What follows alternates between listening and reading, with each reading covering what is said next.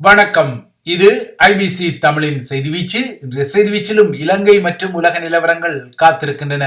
தமிழ் அரசியல் பரப்பின் தேசிய முகங்கள் என குறிப்பிடப்படும் முகங்களின் சந்திப்புகள் தற்போது தென்னிலங்கை அரசியல் தலைவர்களுடன் தீவிரமாக இடம்பெற்று வரும் நிலையில் இந்த சந்திப்புகளில் எது சொந்தங்களாக இல்லையென்றால் தொடர்கதையாக போகின்றதோ தெரியவில்லை.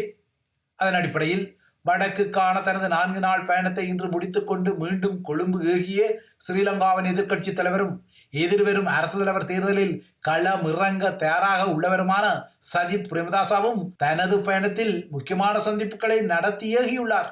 இலங்கை தீவில் இந்த வருடத்தின் இறுதியில் இடம்பெறக்கூடிய முதன்மை தலையாரி தேர்தல் களத்தில் கொழும்பு அதிகார மையத்துக்கு நிதி நெருக்கடிகள் ஏற்படாமல் இருப்பதற்காக IMF ஆகிய அனைத்துலக நாணய நிதியம் இலங்கைக்குரிய தனது கடன் தொகையில் 3வது தவணையாக இருக்கும் 336 மில்லியன் அமெரிக்க டாலருக்கு இன்று அதிகாரபூர்வமாக பச்சை கொடியை வழங்கிய நிலையில் தென்னிலங்கை அரசியல் முகங்களின் தேர்தல் சந்திப்புகளும் நகர்வுகளும் தொடர்கின்றன.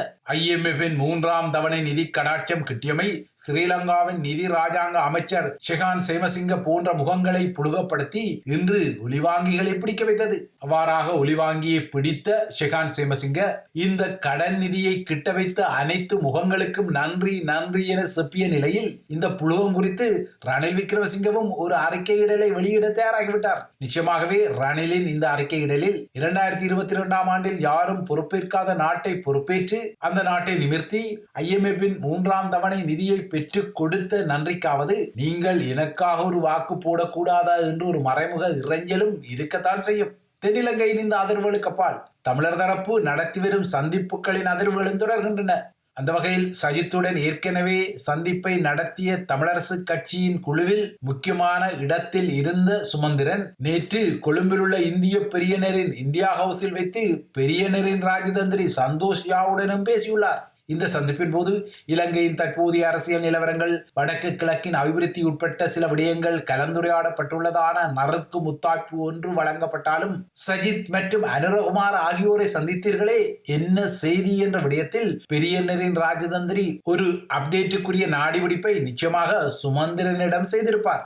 ஏற்கனவே பிரசல்ஸில் ராஜதந்திர பணிகளை மேற்கொண்ட சந்தோஷ் யா என்ற ராஜதந்திரிக்கு தமிழ் தலைமைகளிடமிருந்து சில விடயங்களை போட்டு வாங்கும் ராஜதந்திரத்தை செய்வது ஒன்றும் பெரிய விடயமல்ல. இந்த நிலையில் தமிழரசு கட்சியுடன் சந்திப்புகளை நடத்திய சஜித் பிரேமதாசா அதனுடன் உரசல்படும் கட்சிகளையும் விட்டு வைக்கவில்லை. அந்த வகையில் நேற்று விக்னேஸ்வரன் மற்றும் சுரேஷ் பிரேமச்சந்திரன் ஆகியோருடனும் அவர் சந்திப்புகளை நடத்தினார். இந்த சந்திப்பின் போது 13ஆம் திருத்தத்தை நடைமுறைப்படுத்துவதாக கூறும் தாங்கள் அதில் எந்த அதிகாரங்களை வழங்கப் போகின்றீர்கள் என தான் நறுக்காக வினவியதாக கூறும் ரணில் பரிவு விக்னேஸ்வரன் இவ்வாறாக தான் எழுப்பிய வினாவுக்கு தான் இதனை தருவதாக வாக்குறுதி வழங்கினேனோ அதனை நிச்சயமாக தருவேன் என சஜித் பிரேமதாச பதிலளித்ததாக கூறுகிறார். அதேபோலவே தமிழ் மக்களின் பிரச்சனைக்கு உண்மையான தீர்வு ஒற்றையாட்சியை மாற்றுவதுதான் என்ற ஒரு இடித்திருப்பை தான் சஜித்துக்கு வழங்கியதாகவும் விக்கி கூறுகிறார். விக்கி இவ்வாறு குறிப்பிட சஜித்துடன் சந்திப்பை நடத்திய EPRLF கட்சியின் தலைவர் சுரேஷ் பிரேமச்சந்திரன் தான் சஜித் பிரேமதாசாவுடன் நடத்திய பேச்சுக்கள் ஸ்ரீலங்காவின் எதிர்வரும் அரசு தலைவர் தேர்தல் களத்தை மையப்படுத்திய பேச்சுக்கள் என்ற விடயத்தை மறத்துக் கொள்ளவில்லை.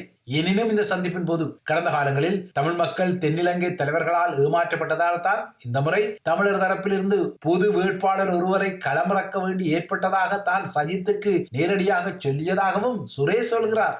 அத்துடன் தமிழ் பொது வேட்பாளர் ஒருவரை களமிறக்கும் நகர்வுக்கு குடிசார் சமூகங்களும் தமிழ் தேசிய கட்சிகளும் ஆதரவை வழங்கியதான செய்தியையும் சஜித்தின் காதில் அவர் போட்டு வைத்ததாக கூறுகிறார். தமிழர் தரப்பிலிருந்து களமிறக்கப்படும் பொது வேட்பாளரை தோற்கடிக்க பாடுபட வேண்டும் என கடந்த வார இறுதியில் யாழ்ப்பாணத்தில் தான் நடத்திய ஒன்றுகூடலில் சுமந்திரன் சூளுரைத்த நிலையில் சுமந்திரனின் அந்த சூளுரைக்கோ இல்லையென்றால் அந்த கூட்டத்தில் தாம் பங்கெடுக்காத நகர்வுக்கோ இன்னமும் பகிரங்கமாக பொது வேட்பாளர் ஆதரவு தரப்பு பதிலளிக்காத நிலையில் சஜித் பிரேமதாசாவுக்கு சுரேஷ் பிரேமச்சந்திரன் சொல்லிய விடயங்கள் சுமந்திரனுக்கு உரிய பொசிவாக எடுத்துக்கொள்ளலாம்.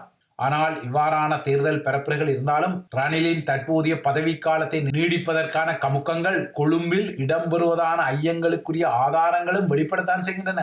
அந்த வகையில் இந்த மாதம் முடிவுடன் ஓய்வு பெறவுள்ள ஸ்ரீலங்காவின் சட்டமா அதிபர் சஞ்சய் ராஜரத்னத்துக்கு 6 மாத காலத்துக்கு மேலும் பதவி நீடிப்பை வழங்குமாறு அண்மையில் அரசியலமைப்புக்கு பரிந்துரைத்த விடயத்தில் ஸ்ரீலங்காவின் உண்மை மற்றும் நீதிக்கான சட்ட வல்லுநர்கள் குழு உஷாரடைந்திருக்கின்றது. இந்த நிலையில் ரணிலின் இந்த நகர்வுக்கு எதிராக நகர்வது குறித்தும் அது ஆய்வுகளை மேற்கொள்கின்றது. தற்போதைய சட்டமா அதிபருக்கு பதவி நீடிப்பை வழங்கும் ரணிலின் இந்த நகர்வுக்கு பின்னால் அவரது பதவிக்கால நீடிப்பு சூட்சுமங்கள் இருப்பதான ஐயங்கள் உள்ள நிலையில் இந்த நகர்வுகள் வருகின்றன. ஆனால் மறுபுறத்தே ரணில் தரப்போ இந்த பதவி நீடிப்புக்கு வேறு காரணங்களை கூறுகிறது. 2019 ஆண்டில் இலங்கையை நாசகாரமாக உலுக்கிய உயிர்த்த ஞாயிறு தாக்குதல் தொடர்பான விசாரணைகளுக்காகவும் அதனை மையப்படுத்திய சட்ட விவகாரங்களுக்காகவுமே சட்டமா அதிபருக்கு 6 மாத கால பதவி நீடிப்பு கூறப்படுவதாக ரணில் தரப்பு கூறுகிறது. ரணில் தரப்பு கூறுவது ஒருவேளை சரியாக இருக்குமோ என்பதற்குரிய அறிகுறியாக உயிர்த்த ஞாயிறு தாக்குதல் தொடர்பாக புதிய விசாரணை குழு ஒன்று ரணில் விக்ரமசிங்கவினால் நியமிக்கப்பட்ட நகர்வும் வந்துள்ளது. உயிர்த்த ஞாயிறு தாக்குதல் தொடர்பாக ஸ்ரீலங்கா புலனாய்வு துறைக்கு கிட்டிய தகவல்கள் மற்றும் இவ்வாறாக கிட்டிய தகவல்களை அரச புலனாய்வு பிரிவு, தேசிய புலனாய்வு பிரிவு ஆகியன இவ்வாறு கையாண்டன என்ற விடயத்தை ஆராய்வதற்காகவே ரணில் இந்த புதிய விசாரணை குழுவை அமைத்திருக்கின்றார். ஓய்வு பெற்ற நீதிபதி அல்விஸ் தலைமையில் நியமிக்கப்பட்ட இந்த குழு தனது அறிக்கையை எதிர்வரும் செப்டம்பர் 15ஆம் தேதிக்குள் வழங்க வேண்டும் எனவும் குறிப்பிடப்படுகின்றது. இவ்வாறு உயிர்த்த ஞாயிறு தாக்குதல் அறிக்கை வழங்கப்பட்டு சில வார காலத்தில் இலங்கை தீவு அரசு தலைவர் தேர்தலை எதிர்கொள்ளும் ஒரு காலத்தை எதிர்நோக்குவதும் இங்கு குறிப்பிடத்தக்க ஒரு விடயம். இலங்கையில் ஆயுத மோதல்கள், அரசியல் கிளர்ச்சிகள் இல்லையென்றால் உள்நாட்டு போர் காரணமாக உயிரிழந்தவர்களை நினைவு கூறுவது குறித்து ஆய்வு செய்வதற்காக நியமிக்கப்பட்ட நிபுணர் குழுவின் அறிக்கை கிட்டிய கையுடன் உயிர்த்த ஞாயிறு தாக்குதல் தொடர்பாகவும் புதிய விசாரணை குழு ஒன்றை ரணில் நியமித்திருப்பது உற்றுநோக்கலுக்குரிய விடயம். இதற்கிடையே ரணில் தேர்தலை ஒத்திவைக்க முயற்சிப்பது ஐக்கிய தேசிய கட்சிக்கு முடிவுரையை வழங்கும் என எச்சரிக்கும் விடாது கருப்பு மஹிந்த ராஜபக்ஷ தமது தரப்பில் களம் இறக்கப்படும் அரசு தலைவர் வேட்பாளர் உரிய நேரத்தில் அறிவிக்கப்படுவார் என குறிப்பிடுகிறார். ஆகமொத்தம் இலங்கையின் அரசியல் அதிர்வுகள் இவ்வாறு தொடர தமிழ் ஊடகங்கள் மீதான வன்முறை அதிர்வுகளும் தொடரத்தான் செய்கின்றன. அந்த வகையில் வடக்கின் முக்கிய ஊடகரான தம்பித்துரை பிரதீபனின் வதிவிடம் மீது இன்று அதிகாலையில் 2 உந்துருளிகளில் சென்ற 5 அடங்கிய குழு ஒன்று தாக்குதலை மேற்கொண்டு விட்டு தப்பிச் சென்றுள்ளது.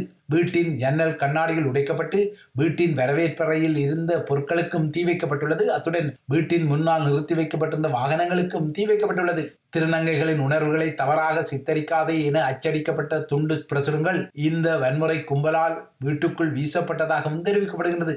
ஆனால் வடக்கில் ஊடகர்கள் மீது இவ்வாறு வன்முறை அதிர்வுகளை கட்டவிழ்த்து விடுவது கருத்தை கருத்தால் எதிர்கொள்ள அஞ்சும் அதிர்வுகளை நீட்சியடை வைப்பது சோகமான ஒரு விடயமாகவே தொடர்கிறது.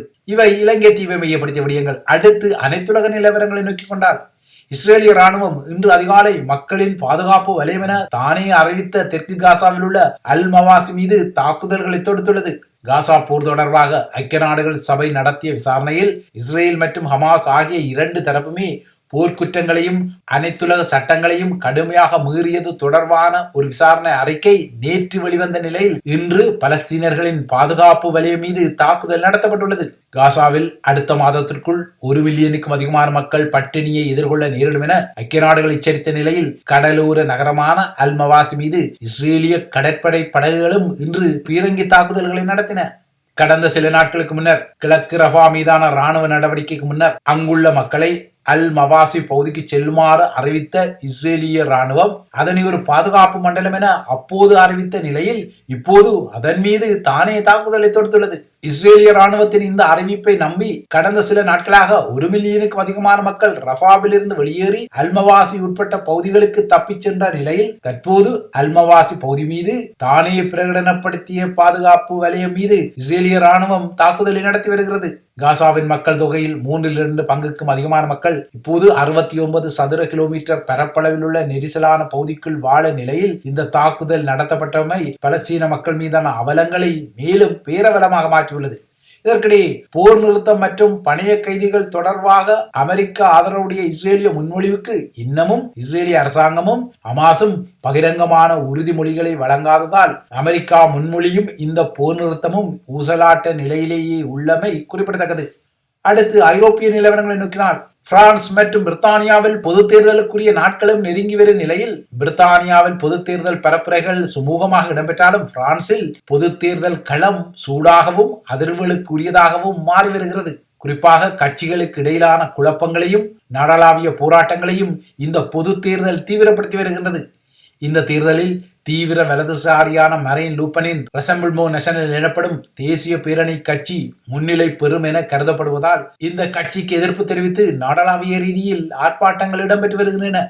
இந்த நிலையில் குடியரசுக் கட்சி தேசிய பேரணி கட்சியுடன் வைத்த கூட்டணிக்கு எதிர்ப்பு தெரிவித்து குடியரசுக் கட்சி தலைவர் எரிக் ஷியாட்டி கட்சி பிரதிநிதிகளால் கட்சியிலிருந்து வெளியேற்றப்பட்ட நகர்வு அதிர்வுகளை உருவாக்க மறுபுறத்தே இன்னொரு கட்சியான மறுசீரமைப்பு கட்சியும் தேசிய பேரணியுடன் வைத்த உறவு காரணமாக அதன் முக்கிய முகமான மரியான் மரிச்சேலும் விலக்கப்பட்டுள்ளதாக அறிவிக்கப்பட்டுள்ளது. இந்த நிலையில் இந்த தேர்தலூடாக தற்போதைய அரசு தலைவர் இமானுவேல் மேக்ரோனின் கட்சியும் எல்லார் கட்சியும் தேய்ந்து காணாமல் போய்விடும் என்ற எதிர்வு கூறல்கள் வருகின்றன. தற்போதைய நிலையில் தீவிர வலதுசாரி கட்சியான தேசிய பேரணி கட்சிக்கு 457 தொகுதிகளில் முன்னிலை இருப்பதாக குறிப்பிடப்படுகின்றது. ஆனால் ஐரோப்பிய நாடாளுமன்ற தேர்தலை விட பிரான்ஸ் பொது தேர்தல் வித்தியாசமானது என்பதாலும் 2 சுற்றுக்களாக அவை இடம்பெறுவதாலும் இறுதி தேர்தல் முடிவுகளில் மாற்றங்கள் இருக்கக்கூடும். பிரான்ஸ் பொது தேர்தல் நிலவரங்கள் இவ்வாறு இருக்க, எதிர்வரும் ஜூலை 4 பொது தேர்தலை காணும் பிரித்தானியாவில் தொழிற்கட்சி இன்று தனது தேர்தல் அறிக்கையை அதாவது தேர்தல் விஞ்ஞாபனத்தை வெளியிடுகிறது. தொழிற்கட்சி தலைவர் சர் கியர் ஸ்டார்மர் இந்த அறிக்கையை வெளியிட உள்ளார். இந்த தேர்தல் அறிக்கையில் ஜூலை 4 பின்னர் கியர் ஸ்டார்மர் பிரித்தானியாவின் பிரதமராக பதவியேற்றால் தொழிற்கட்சி அரசாங்கம் செய்ய உள்ள திட்டங்கள் உள்ளடக்கப்பட்டுள்ளன. குறிப்பாக பிரித்தானியாவின் பொருளாதாரத்தை கட்டி எழுப்புவதன் மூலமே பிரித்தானியாவின் பொது சேவைகளுக்கு தேவையான நிதியை வழங்க முடியும் என்ற அடிப்படையில் தொழிற்கட்சியின் திட்டங்கள் வடிவமைக்கப்பட்டுள்ளன. இந்த விஞ்ஞாபனத்தில் தேர்தலுக்கு பின்னர் வரி விதிப்புகளில் பெரும் மாற்றங்கள் வராது என்பதற்கு உறுதி வழங்கப்படுகின்றது. ஆனால் நாட்டின் எரிசக்தி துறையில் அரசுக்கு சொந்தமான முதலீடுகளை இறக்குவது, பிரித்தானிய காவல்துறைக்கு ஆளணியை மேலும் திரட்டுவது, தொடர்ந்து சேவைகளை தேசிய மயமாக்குவது உட்பட்ட சில முக்கியமான திட்டங்கள் இருக்கின்றன. இந்த தேர்தல் அறிக்கையில் இங்கிலாந்தில் உள்ள ஆரம்ப பாடசாலைகளில் இலவச காலை உணவை வழங்குவதற்கும், இங்கிலாந்தில் 16 வயதுக்குட்பட்டவர்கள் எனர்ஜி ட்ரிங்க் எனப்படும் பானங்களை வாங்குவதற்கு தடை விதிக்கப்படுவதற்குரிய ஆதாரங்களும் உள்ளன. அத்துடன் NHS எனப்படும் பிரித்தானியாவின் தேசிய மருத்துவ சேவையை மேலும் மேம்படுத்துவது, அரச மருத்துவ சேவையில் புதிய உபகரணங்களை கொள்வனவு செய்வது மற்றும் பல் மருத்துவ சேவையில் கூடுதலான மருத்துவர்களை களமிறக்குவது உட்பட்ட விடயங்களும் தொழிற்கட்சியின் தேர்தல் விஞ்ஞாபனத்தில் உள்ளடக்கப்பட்டுள்ளன. இவைதான் IBC தமிழின் செய்தி வீச்சு. தொடர்ந்தும் IBC தமிழுடன் இணைந்திருங்கள்.